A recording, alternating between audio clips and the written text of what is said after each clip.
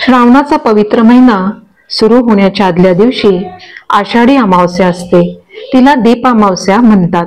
या दिवशी सकाळी घरातील सर्व दिवे, समया, निरांजने, लामण दिवे इत्यादी घासून पुसून स्वच्छ करतात. दिवे चकचकीत केल्यावर दिव्यात तेल वात घालून प्रज्वलित करतात. पाटावर मांडून त्यांची पूजा करतात. पाटाभोवती रांगोळी काढतात. दिव्यांना हळद, कुंकू, अक्षता वाहून दिव्यांची पूजा करतात. काही जण कणकेचे दिवे करतात व त्याचाच नैवेद्यही दाखवितात.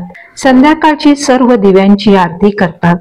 शुभं करोती म्हटल्यावर दिव्यांना प्रार्थना करतात की माझ्या मुलांचं व घरातील सर्वांचं आयुष्य दिव्यांच्या प्रकाशासारखं उजळून निघून दे आणि घरातील प्रत्येकाच्या मनातील नकारात्मक विचारांचा अंधार दूर होऊन दे.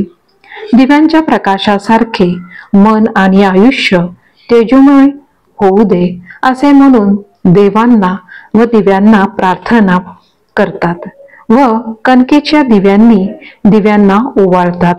हे मांगल्याचे प्रतीक असलेले हे दिवे आपल्याला वर्षभर प्रकाश देतात आणि दिव्यांप्रती कृतज्ञता व्यक्त करण्याचा हा दिवस ही आषाढी अमावस्या किंवा दिव्यांची अमावस्या.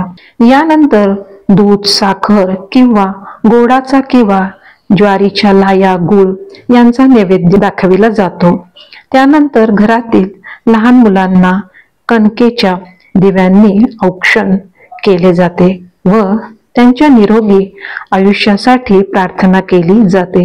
हे कणकेचे दिवे मालवले की घरातील सर्वांनी प्रसाद म्हणून एक एक दिवा खायचा असतो. दीप अमावस्येस आपल्या पूर्वजांच्या आत्म्यास शांती मिळण्यासाठी व मोक्ष मिळण्यासाठी काही सोपे उपाय करतात.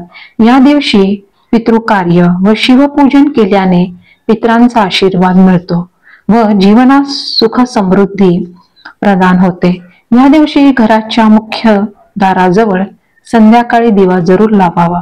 त्यामुळे नकारात्मक ऊर्जा न येता सकारात्मक ऊर्जेचे आगमन होते. या दिवशी तुळशीपाशी दिवा लावावा. त्यामुळे धनधान्याची कमतरता राहत नाही. तसेच या दिवशी संध्याकाळी देवघरात दिवा लावावा व दिव्यास गंध, अक्षता, फुले व्हावे. त्यामुळे आनंद आणि समृद्धी मिळते.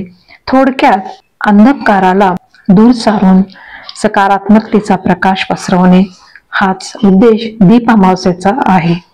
जर या दिवशी गुरुपुष्पामृत योग असेल तर भगवान विष्णू व माता लक्ष्मीची पूजा करावी. महालक्ष्मी अष्टक म्हणावे. त्यामुळे त्या दिवसाचा विशेष लाभ मिळतो.